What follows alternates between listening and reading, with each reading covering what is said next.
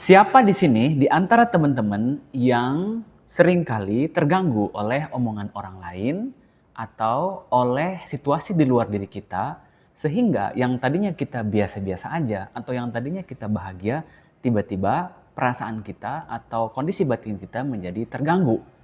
Itu mempengaruhi ke stabilitas jiwa kita, di mana misalnya kita jadi tidak enak makan, tidak semangat beraktivitas, atau mood kita terganggu. Nah, itu adalah kondisi bahwa yang merespon dari diri kita adalah jiwa kita sendiri, ya. Jadi di dalam tubuh ini ada sebuah fakultas atau sebuah kesadaran yang dinamakan dengan jiwa. Jiwa letaknya antara tubuh dengan ruh. Atau kalau kita membuat semacam kategorisasi atau membuat perbedaan, sebenarnya sulit membedakan antara jiwa dengan ruh karena dua-duanya tidak terlihat secara kasat mata. Tapi kita bisa mengenal fluktuasi atau perubahan-perubahan yang terjadi di dalam keberadaan diri kita ini. Ada marah, ada kesel, ada bahagia, ada gembira, ada semangat, ada ambisi, ada ketenangan, ada kedamaian. Nah, itu semuanya ada di dalam diri kita ini. Di dalam diri kita ini ternyata teman-teman semua ada yang dinamakan dengan level-level kesadaran atau 7 derajat jiwa. Jadi kalau kemarin di video sebelumnya kita sudah membahas bahwa tubuh kita ini memiliki 5 panca indera dan 5 panca indera ini mempunyai peran penting dalam membawa hidup kita, entah itu bahagia atau menderita, atau juga 5 panca indera ini menentukan masa depan kita sendiri dengan cara apa yang kita lihat, apa yang kita dengar, apa yang kita cium, apa yang kita raba ke setiap harinya sehingga menimbulkan eh, pengetahuan atau habit dalam diri kita. Itu semua tergantung daripada penggunaan panca indera kita. Dan di video sebelumnya kita udah bahas juga panjang lebar bahwa panca indera ini adalah 5 aliran yang membuat segala sesuatu dari luar diri kita masuk ke dalam diri kita. Kapan-kapan kita akan bahas bahwa 5 panca indera ini kalau guru saya menjelaskan itu seperti 5 sungai yang membawa apapun di luar dunia kita masuk ke dalam diri kita.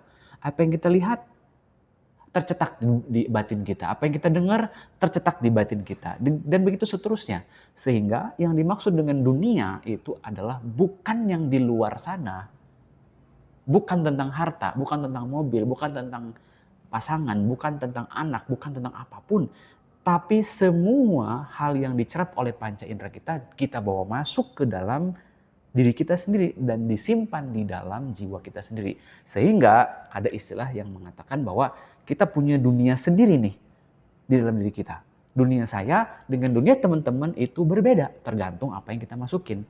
Maka itu dengan kesadaran seperti ini seharusnya kita punya sebuah kesadaran jangan sembarangan memasukkan apapun ke dalam jiwa kita ini karena akibatnya sangat luar biasa. Apa yang kita udah masukkan sulit sekali dikeluarkan. Sulit banget dikeluarkan karena terlanjur kadung udah dicetak bahwa terlanjur sudah dicetak dalam diri kita sehingga kita kepengaruh dengan apa yang kita lihat kan gitu. Nah, itu kita tahu bagaimana panca indera itu punya peran penting gitu. Penting banget gitu ya menentukan kualitas hidup kita, bahagia atau menderita, sukses atau gagal gitu ya. Nah, itu panca indera. Nah, panca indera sebagai bagian dari tubuh itu kan tampilan luar nih yang kita tahu ya kan. Bisa panjang lebar kita bahasnya. Hanya dengan melihat aja seseorang kita bisa bete dan segala macamnya. Tapi kita udah bahas ya di video sebelumnya. Teman-teman nanti bisa tonton ulang. Bagian kedua dari jiwa kita sendiri, dari jiwa itu adalah content of the soul. 5 fitur dari jiwa kita, yaitu memori, imajinasi, kemudian kehendak, perasaan, dan satu lagi adalah pikiran. Nah, selain content of the soul atau fitur jiwa, ada lagi ternyata jiwa itu punya derajat, punya level-level, punya level-level kesadaran. Makanya kita bisa lihat ada orang yang bahagia, ada orang yang menderita, ada orang yang sedih, ada orang yang happy, ada orang yang semangat, ada orang yang low, ada orang yang bad mood, ada orang yang happy mood. Kenapa bisa begitu? Gitu. Kenapa bisa ada banyak perbedaan seperti ini? Itu yang membedakan adalah tergantung di mana derajat jiwa seseorang sedang berada. Yang namanya derajat berarti kan sebuah tangga gitu. Contoh misalnya kalau ada 3 lantai rumah, lantai paling bawah misalnya berisi dengan dapur. Dapur kan berarti banyak peralatan-peralatan, ada meja makan, ada kompor, ada masakan dan segala macamnya. Agak riuh kan gitu kan di lantai 1 itu karena banyak barang dan segala. Tapi kalau di lantai 2 sudah mulai lebih enak nih. Itu ada living room, ada TV, ada sofa, ada apa namanya, mungkin tempat nonton dan itu biasanya kualitasnya jauh lebih enak dibanding lantai 1. Kalau di settingnya seperti itu. Lantai 3 lain lagi naik. Saya pernah ke rumah seseorang, lantai 3-nya misalnya tempat yoga, lantai 3-nya tempat nonton, lantai 3-nya tempat santai, jadi enak gitu. Nah, tangga-tangga seperti ini itu kan mempunyai vibrasi, frekuensi, dan energi yang berbeda gitu. Kalau teman-teman ke lantai 3 dalam konteks rumah tadi, feel-nya lebih enak, lebih nyaman gitu. Lebih homey atau lebih indah, lebih tenang. Karena mungkin di lantai 3 bisa melihat pemandangan, bisa menikmati taman dan lain sebagainya. Tapi kalau di lantai 1, agak riuh nih. Nah, sama, jiwa juga punya derajat kesadaran namanya 7 derajat jiwa. Guru saya pernah membahas juga dengan istilah yang lain yaitu 7 lapis kekuatan diri, kan gitu. Nah, ilmu ini, kesadaran ini atau pengetahuan ini itu pernah membantu saya menolong diri saya sendiri keluar dari terowongan gelap yang dinamakan dengan kekecewaan, kehilangan, depresi, dan semacamnya gitu. Dengan mengetahui ini, kita merasa terbimbing. Kita akan dibimbing pelan-pelan dan melihat di mana jiwa kita berada. Oke? Nah itu. Jadi kita akan bikin agak panjang nih karena ada 7 derajat jiwa, tapi di video kali ini saya bahas satu dulu ya di level pertama yang dinamakan dengan jiwa amarah. Kita lihat apa ciri-ciri jiwa amarah. Kata amarah sebenarnya bukan tentang marah, tapi amarah itu berasal dari bahasa Arab yang artinya adalah urusan atau perintah atau aktivitas gitu ya. Tapi dalam konteks ini sebenarnya jiwa amarah adalah jiwa yang ego, kemudian tiran, kemudian dominannya melakukan perbuatan-perbuatan negatif. Misalnya contoh dia marah tentu saja adalah bagian dari jiwa amarah. Kemudian kesal, dendam, dan tidak menerima kenyataan. Contoh misalnya, kalau kita misalnya dihianatin orang, atau kita dicuekin orang, atau keinginan kita tidak terpenuhi, kan kita marah. Dan pada saat kita marah, kita nggak nerima takdir kan? Kita nggak nerima kenyataan. Kita tidak menerima realitas. Orang yang marah adalah orang yang tidak menerima realitas. Marah itu bisa 2 bentuknya. 1 ekspresif, kedua diam. Diam juga marah. Dan lebih tentu saja yang lebih jelas ya kelihatan yang ekspresif. Seorang ibu marahin anaknya, seorang pasangan marahin pasangannya. Ya kan, seorang guru marahin muridnya atau sebaliknya. Ya kan, apalagi banyak. Marah itu adalah kondisi di mana kita kesal dengan atau tidak menerima realitas yang terjadi di hadapan kita. Itu yang pertama. Jadi apa rasanya ketika kita berada di jiwa amarah atau marah ini? Tentu nggak enak. Mungkin pada saat awalnya enak banget bisa melampiaskan kemarahan. Wah, saya ada sebuah kasus di mana ada seseorang yang dia marah, dia bisa melukai orang lain, dia bisa memarahi orang lain, bahkan dia bisa membuat orang lain cedera. Tapi pada awalnya bangga dengan kemarahan yang dia punya. Tapi percaya, ketika kemarahannya mereda, yang ada adalah penyesalan. Nanti kita akan lihat penyesalan itu nanti masuk ke level jiwa yang kedua. Ciri yang kedua dari jiwa amarah adalah jiwanya mudah dikendalikan atau didominasi kepada hal-hal yang negatif. Contohnya apa ya? Contohnya adalah kita tahu bahwa yang namanya dominan itu sulit dikendalikan. yang namanya udah kecenderungan itu sulit dikendalikan. Orang yang sudah terbiasa marah itu langsung reaktif kan. Gak bisa lagi nahan gitu. Pengen langsung keluar kata-katanya, tindakannya. Itu berarti dia udah didominasi atau dikendalikan. Contoh sederhana, kalau teman-teman misalnya udah terbiasa merokok gitu ya, maka kecenderungan untuk merokoknya kadang-kadang tidak bisa ditahan. Berarti kan diri kita udah dikuasai oleh aktivitas merokok. Sama halnya dengan marah juga begitu. Ketika dikuasai, maka kita tidak bisa memberikan ruang sedikit aja untuk melihat sikap yang kita ekspresikan tersebut gitu.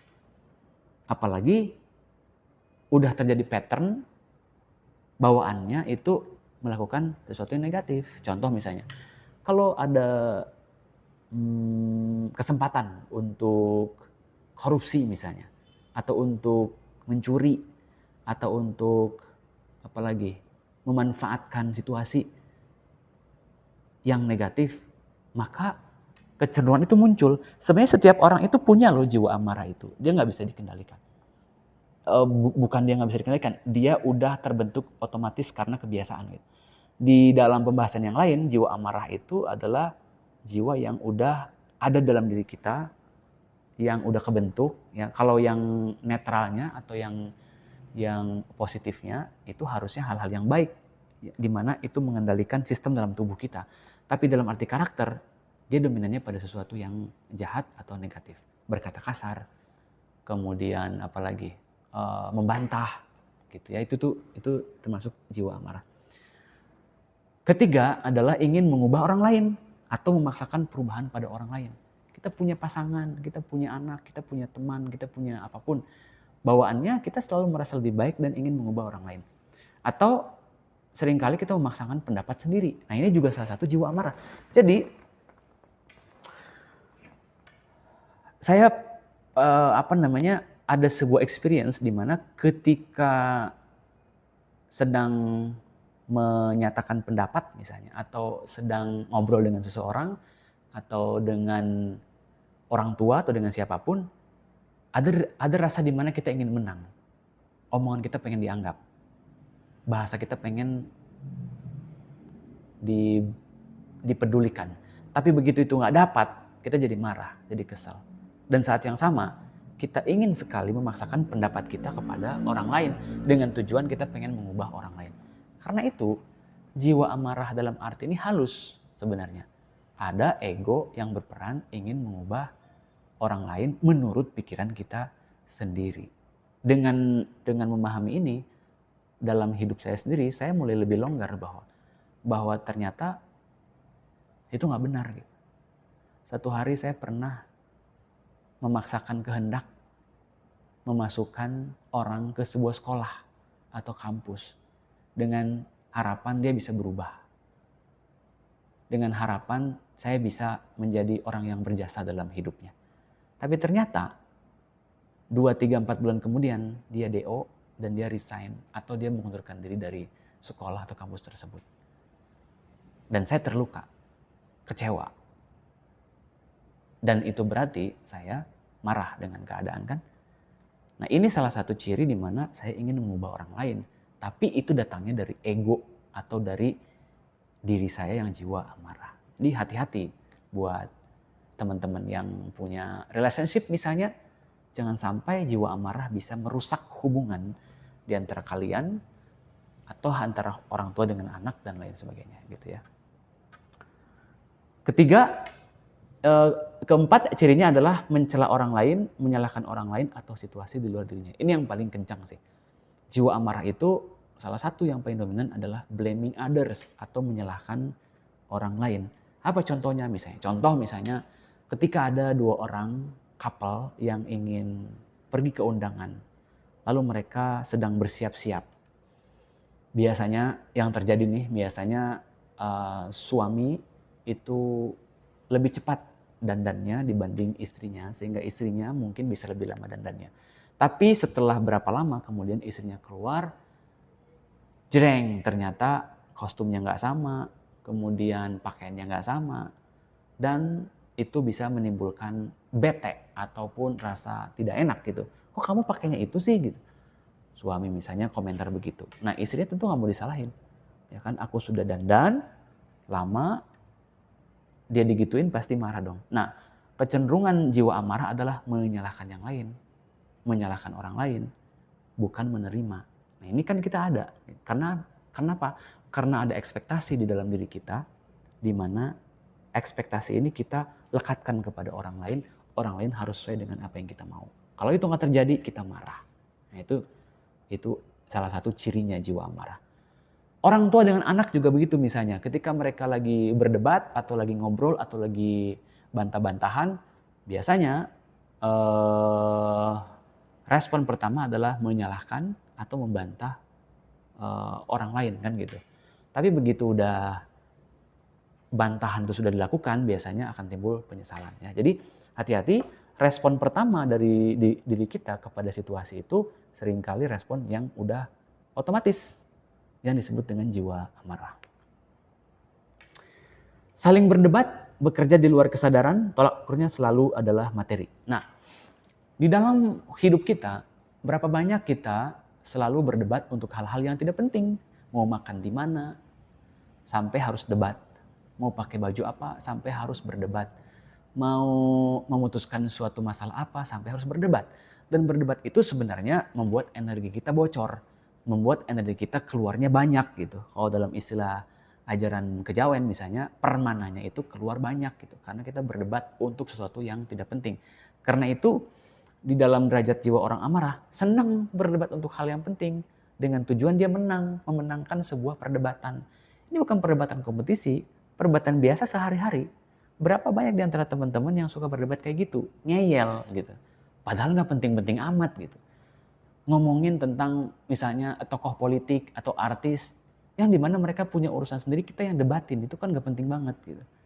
Nah jiwa amarah itu, cirinya adalah seperti itu gitu. Suka berdebat gitu. Kemudian yang berikutnya adalah bekerja di luar kesadaran. Apa artinya bekerja di luar kesadaran? Banyak dari kita yang ngelakuin sesuatu itu nggak sadar. Apa artinya nggak sadar? Artinya nggak sadar adalah pikiran kita tidak hadir. Contoh sederhana ya misalnya, lagi makan, pikirannya kemana? Tidak mindful. Lagi mandi, entah kemana melayang pikirannya. Lagi apa lagi? Lagi belajar atau lagi sholat terutama. Lagi sholat itu sering kita pakai jiwa amarah. Kenapa? Karena pada saat lagi ibadah, lagi sholat, mungkin hanya sebagian kecil kita ingat Tuhan gitu. Allahu Akbar kan gitu. Ingat. Tapi setelah itu pasti pikirannya kemana-mana. Ingat tentang makanan, ingat tentang perjalanan, ingat tentang mantan, ingat tentang macam-macam. Dan biasanya hal-hal yang kita lupa pada saat di luar sholat, ingatnya semua pada saat sholat. Nah ini sebenarnya kondisi dari jiwa amarah yang lebih halus. Ya, kenapa? Karena aktivitasnya di luar kesadaran. Emang yang sadar seperti apa? Yang sadar itu secara sederhana adalah yang dia antara tubuh, jiwa, dan hatinya, dan ruhnya ada di suatu tempat. Kalau lagi ngobrol, ada bersama di situ hati dan jiwanya. Kalau lagi makan, ada di situ hati dan jiwanya sehingga bisa menikmati makanan. Kalau lagi mandi, ada jiwanya di situ menikmati mandi. Menikmati air. Jurang ataupun lubang penderitaan kan karena pikiran kita yang seringkali lompat ke masa depan atau pergi ke masa lalu. Ya kan? Kita tidak ada di sini. Dalam istilah modern kita nggak mindful. Nah itu yang dinamakan dengan bekerja di luar kesadaran. Dan efeknya apa? Kalau kita bekerja di luar kesadaran, nggak ada kebahagiaan. Tidak ada mindfulness. Emang kenapa kalau nggak mindfulness? Energinya low. Tidak memberikan pengaruh apapun, perubahan apapun. Kalau kita makan dengan cara nonton film, sambil nonton film atau baca WA ataupun misalnya pikirnya kemana, makannya tidak bisa mengandung energi yang positif. Padahal kalau kita berikan perhatian pada makanan, makanan itu akan menjadi energi positif buat kita. Kayak kita pernah mendengar penelitian air kan, begitu air diberikan perhatian, diberikan kata-kata positif, maka air itu berubah energinya lebih baik cara kerjanya dibanding air yang tidak diberikan perhatian secara khusus menggunakan energi yang kita punya, kan gitu. Dan berikutnya adalah jiwa amarah juga tolak ukurnya adalah materi. Apapun diukur materi. Saya ingat film India waktu itu nonton judulnya kalau nggak salah Three Idiot, di mana di situ ceweknya itu bertunangan dengan salah satu yang udah disiapkan oleh orang tuanya. Tapi karena tunangannya ini sifatnya material banget, sehingga apapun diukur materi gitu. Materi diukur itu maksudnya apapun diukur secara materi. Ketika misalnya ceweknya dibelikan jam, dia akan menyebutkan hati-hati pakai jamnya, jam itu mahal, jam itu harganya sekian sekian sekian. Ya, jadi apapun diukur secara materi. Itu juga salah satu ciri jiwa amarah. Kita dibelikan oleh teman kita yang pergi ke luar negeri atau kemana gitu. Terus kita bilang, ya ini kan begitu kita lihat oleh-olehnya cuma misalnya 12.000 atau 15.000 atau 20.000, kita akan ada kecenderungan jiwa amarah yang hadir. Misalnya ya 20.000 doang ya oke lah gitu. Jadi hal-hal seperti itu menunjukkan cara kita berada dalam tingkatan jiwa apa. Kalau dalam tingkatan jiwa bukan amarah, kita akan bersyukur. Misalnya di jiwa yang keempat, kita akan bersyukur, terima kasih udah inget, udah belikan aku oleh-oleh. Berarti kamu ingat sama aku gitu. Dan dia bersyukur. Jadi dia tidak melihat barangnya, tapi lihat nilai, perhatian, kepedulian di balik barang itu. Jelas ini nggak bisa dibaca oleh jiwa amarah kan gitu. Jadi tolak ukurnya selalu materi, bukan berarti dia bersifat material. Hanya saja fokus perhatiannya itu pada yang nampak, pada yang real, pada yang sifatnya materi. Dan akan silau dengan orang-orang yang selalu menampilkan dunia material gitu. Ini penting, kenapa? Karena di satu sisi ini adalah sebuah kepekaan yang kita punya untuk menilai sebuah objek atau peristiwa, tapi saat yang sama adalah cerminan dari jiwa kita sendiri gitu. Ya. Mulai hari ini ukurlah sesuatu berdasarkan nilainya, bukan berdasarkan materinya. Berikutnya adalah ciri jiwa amarah berikutnya adalah ibadah hanya untuk pamer demi mendapatkan penghargaan orang lain. Ada 4 hal dalam ibadah atau dalam hidup yang mengganggu kualitas. Yang pertama adalah riya. Apa itu riya? Riya itu kita ingin dipuji oleh orang lain. Kita ingin dilihat oleh orang lain. Kita ingin diapresiasi oleh orang lain. Kita butuh validasi dengan semuanya itu. Kalau kita nggak dapat validasi, atau kita nggak diapresiasi, atau kita nggak dipuji, maka kita kecewa. Nah, itulah jiwa amarah. Saya ingat ada sebuah cerita di mana orang sholat di sebuah musola sendirian. Karena dia sendirian, maka dia sholatnya biasa aja.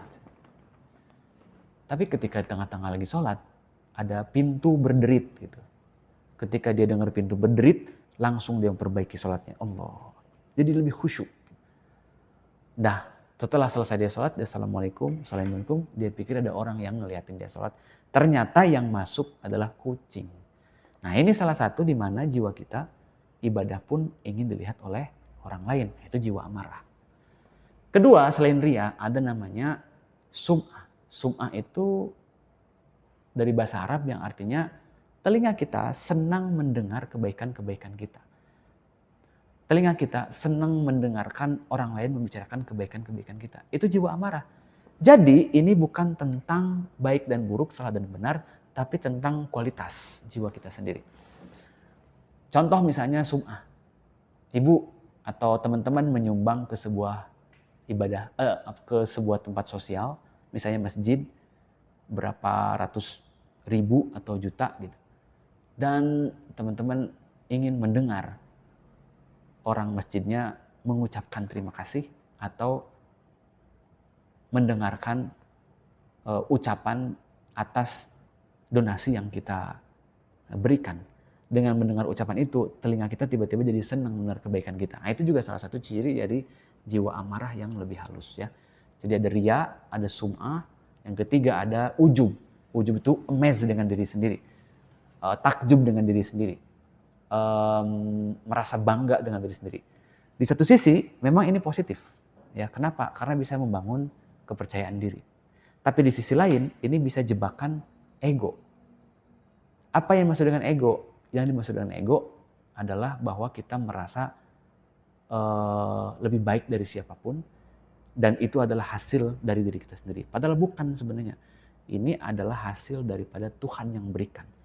Contoh kalau kita ngajar, misalnya ngajar kita bagus, presentasi kita bagus, kan kita bangga dengan diri sendiri.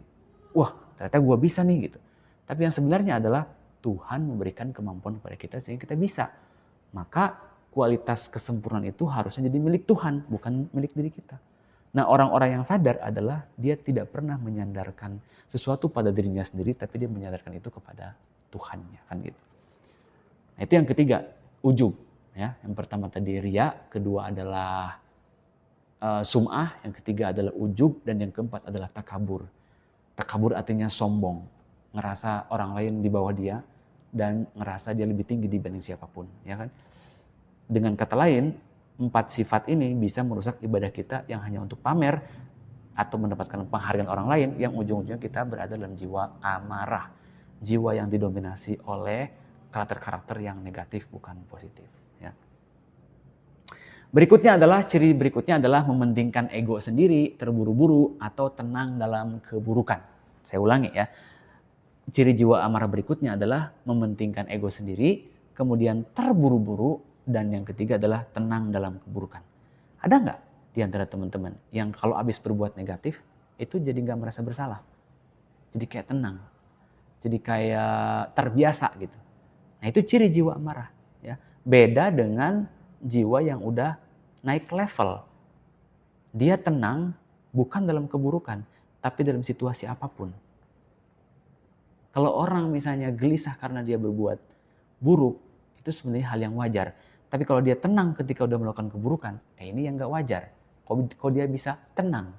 Apakah ketenangannya itu berasal dari energi yang tinggi atau ketenangannya pura-pura tenang? Kita nggak tahu.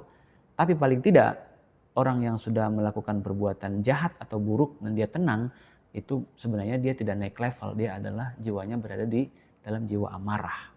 Ya, amarahnya bukan dalam arti marah-marah, tapi lebih menunjukkan kualitas dan kebiasaan yang kita lakukan sehari-hari, ya.